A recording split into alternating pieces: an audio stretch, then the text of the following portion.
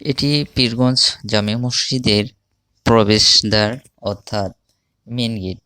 Main gate থেকে ঢোকার পরেই আপনাদের চোখের সামনে যেটি পড়বে সেটি হচ্ছে মূল মসজিদ কমপ্লেক্স। মস মূল মসজিদ কমপ্লেক্সটি দেখতে অনেক সুন্দর।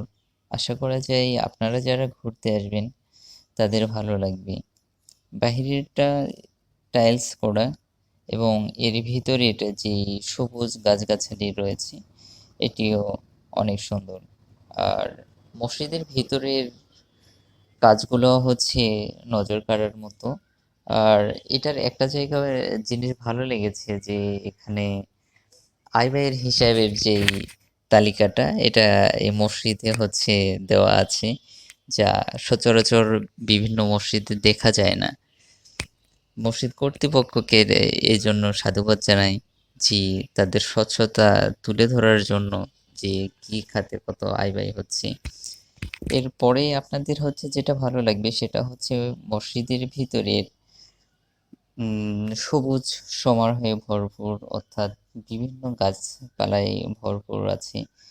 যারা সবুজ ভালোবাসে, একটু নিরিবিলি জায়গা পছন্দ করেন, তারা এই জায়গাটা আমার মনে হয় দেখলে খুব একটা খারাপ লাগবে না। এর ভিতরে হচ্ছে শিক্ষার্থীদের জন্য, অর্থাৎ যারা কোরআনটা শিক্ষা গ্রহণ করতে চায় তাদের জন্য একটা ব্যবস্থা আছে।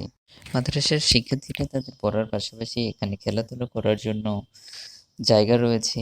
তারা এখানেই সাধারণত তারা খেলাধুলা করে থাকেন।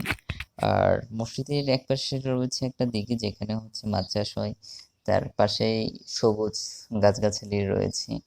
আপনারা যারা প্রকৃতি ভালোবাসেন তারা এই জায়গাটা হচ্ছে চয়েস লিস্টে রাখতে পারেন। যদিও চুয়াডাঙ্গা জেলায় ওইভাবে ঘুরে দেখা হয়নি, এটাই প্রথম পর্ব। সবাইকে অসংখ্য ধন্যবাদ। আসসালামু আলাইকুম।